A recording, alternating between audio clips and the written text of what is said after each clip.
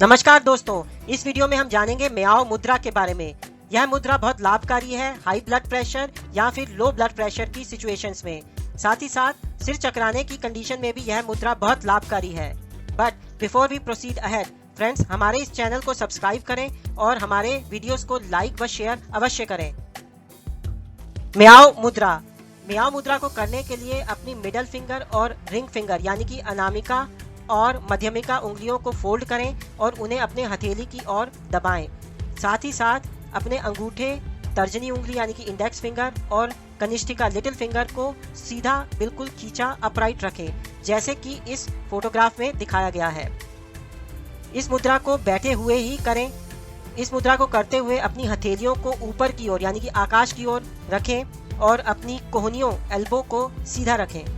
अपने हाथों को थाइस पर रख सकते हैं आप, और इस मुद्रा को प्रेफरेबली आप सुख आसन या पद्मासन के साथ ही करें।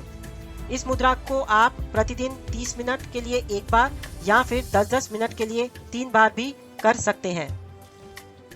म्याओ मुद्रा जो है एक एक्सीलेंट मुद्रा है आपका हाई ब्लड प्रेशर या फिर लो ब्लड प्रेशर की बीमारियों में आपको यह बहुत ज्यादा लाभ देगी।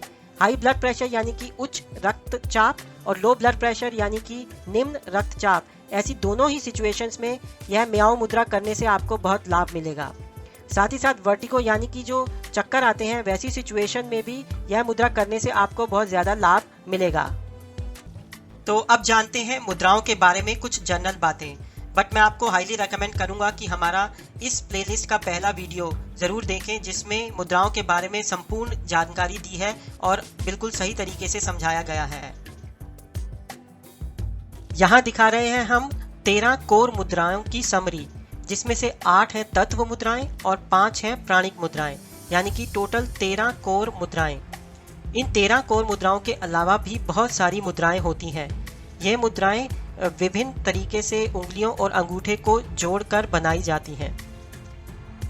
यह है प्राणिक मुद्राओं का सारांश। यदि हम अपने अंगूठे के शीर्ष यानी कि टिप को जोड़ दें मध्यमिका व तर्जनी उंगलियों के शीर्ष से, तब जो हमें मुद्रा मिलती है उसे कहते हैं व्यान मुद्रा। यानी कि यह दो उंगलियों के टिप को यदि हम जोड़ दें अंगूठे के टिप से तो हमें मिलती है व्यान मुद्रा। इसी तरीके से यदि अनामिका उंगली व मध्यमिका उंगली के शीर्ष को हम अंगूठे के शीर्ष यानी कि टिप से जोड़ें तो हमें मिलती है अपान मुद्रा। वही दोनों उंगलियां यानी कि अनामिका व मध्यमिका उंगलियों को यदि हम फोल्ड कर लें और अपनी हथेली की ओर दबाएं तो हमें मिलती है म्याओ मुद्रा। आगे हम आते हैं तो जो दो उंगलियां हैं वो है कनिष्ठिका व अनामिका। इन दोनों उंगलियों के शीर्ष को यदि हम जोड़ें अंगूठे के शीर्ष से तो हमें मिलेगी प्राण मुद्रा। इसी तरीके से यदि सभी 5 उंगलियों के शीर्ष यानी कि टिप को हम जोड़ें एक साथ तो हमें मिलेगी समान मुद्रा, जिसे हम मुकुल मुद्रा भी कहते हैं। इसी तरीके से देखें तो तर्जनी उंगली, मध्यमिका उंगली व अनामिका उंगली, इन तीनों उंगलियों के टिप यानी कि शीर्ष को यदि हम जोड़ दें अंगूठे के शीर्ष के साथ तो जो हमें मुद्रा मिलेगी उसे कहते हैं उड़ान मुद्रा। यहाँ हम दिखा रहे हैं 8 तत्व मुद्राओं की समरी। यदि हम इंडेक्स फिंगर के टिप को थंब यानी कि अंगूठे से प्रेस करें तो हमें मिलेगी ज्ञान मुद्रा। इसी तरीके से यदि हम इंडेक्स फिंगर को फोल्ड कर लें और फिर अंगूठे से हल्का सा दबाएं तो हमें मिलेगी वायु मुद्रा। इंडेक्स फिंगर को हम तर्जनी भी कहते हैं। आगे आते हैं मिडल फिंगर पे। यदि इसके टिप को हम अंगूठे से दबाएंगे तो हमें मिलेगी आकाश मुद्रा, और यदि हम मिडल फिंगर यानी कि मध्यिका उंगली को फोल्ड करें और अंगूठे से हल्का सा दबाएं तो हमें मिलेगी शून्य मुद्रा।